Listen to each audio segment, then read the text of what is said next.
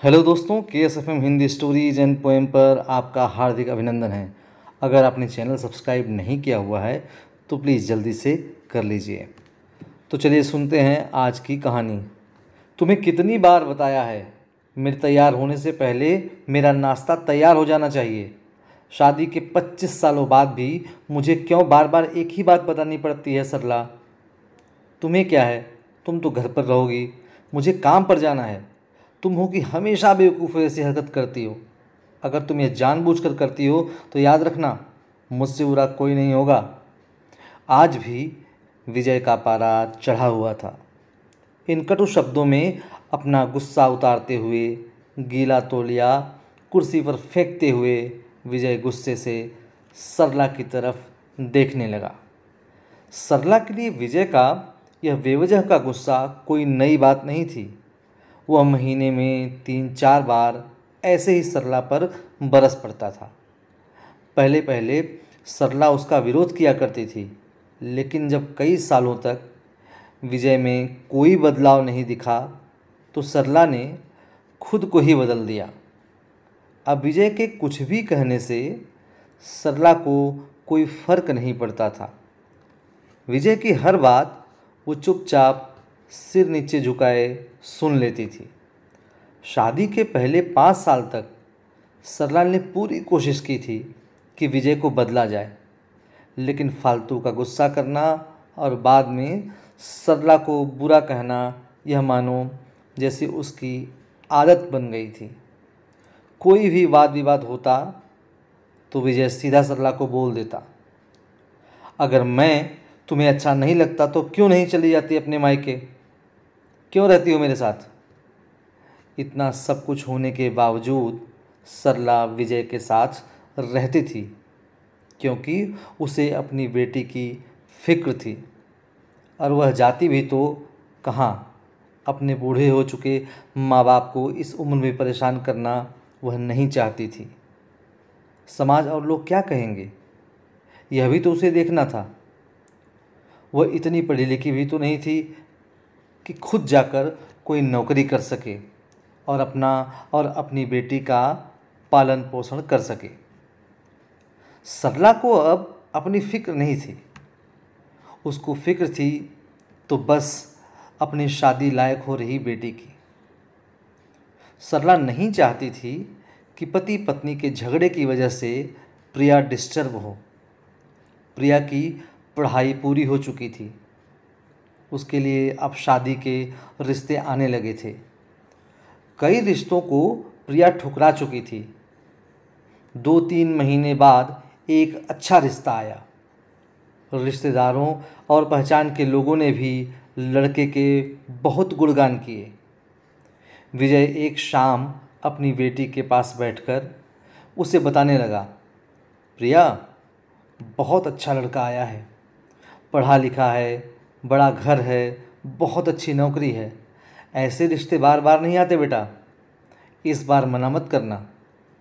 प्रिया अपने पिता से ज़्यादा बात नहीं करती थी।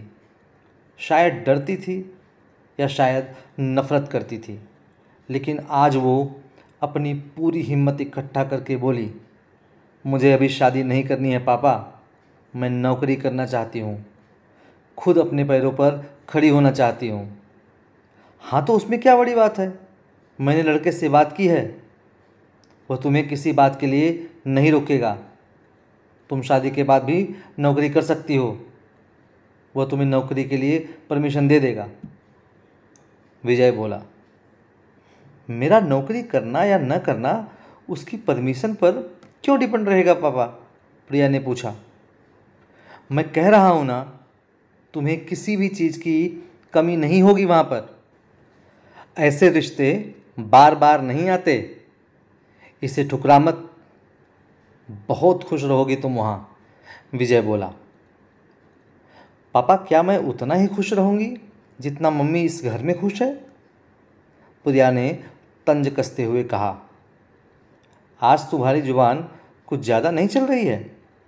विजय गुस्से से आंखें बड़ी करते हुए बोला, पापा मुझे शादी नहीं करनी है, क्योंकि शादी के बाद अगर वह लड़का आपके जैसा निकला तो मैं क्या करूँगी?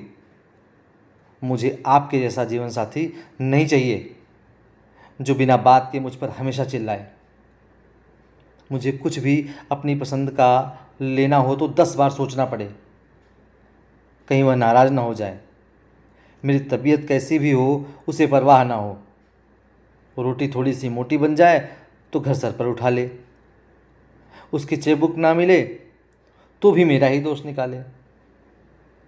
और हर छोटी मोटी बात पर मुझे मायके जाने के लिए कहे। प्रिया ने अपना दिल खाली करते हुए पापा से सब कह दिया।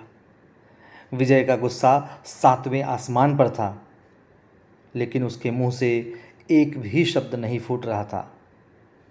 वो प्रिया की बातें सुन रहा था। प्रिया उतना ही बोलकर चुप नहीं हुई। आज पहली बार वह अपने पापा के सामने इतना कुछ बोल रही थी। पापा, आपने माँ के साथ हमेशा गलत व्यवहार किया है। आप अपने ऑफिस का गुस्सा बिना सोचे समझे माँ पर उतार देते हैं। कभी भी इस बात की परवाह भी नहीं करते कि उन्हें कैसा लगता होगा। आपकी बातें सुन सुन माँ ने अपना स्वाभिमान खो दिया। विजय आज पहली बार अपने किए बर्तावों को महसूस कर पा रहा था। वो इतना ही बोल पाया, जो तुम्हारा मन है वो करो, मैं तो इतना बुरा हूँ ना। प्रिया ने विजय का हाथ पकड़ा और बोली, पापा, मुझे सिर्फ एक सवाल का जवाब दे दो। क्या आप चाहेंगे कि मेरा पति आपके जैसा हो? अगर आपका जवाब हाँ है तो कर दीजिए मेरा रिश्ता आज ही, और ना है तो मुझे आत्मनिर्भर बनने दीजिए। विजय कुछ भी ना बोल पाया और वहाँ से चुपचाप बाहर चला गया। आज उसे सरला के सामने जाने में शर्म आ रही थी।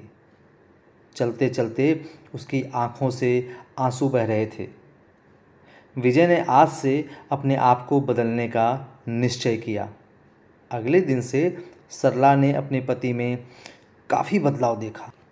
वह सोचने लगी कि जो हिम्मत प्रिया ने दिखाई है, वह हिम्मत अगर मैं पहले ही दिखा देती तो शायद आज परिस्थिति कुछ और होती। अब प्रिया पढ़ लिख कर अच्छी नौकरी करने लगी थी और 3 साल बाद उसके लिए एक अच्छा रिश्ता आया। और उसकी विदाई पर विजय बोला, बेटा, तू हमेशा खुश रहेगी, क्योंकि तेरा पति तेरे बाप जैसा नहीं है। विजय की यह बात सुनकर सरला और प्रिया की आंखों से आंसू बहने लगे।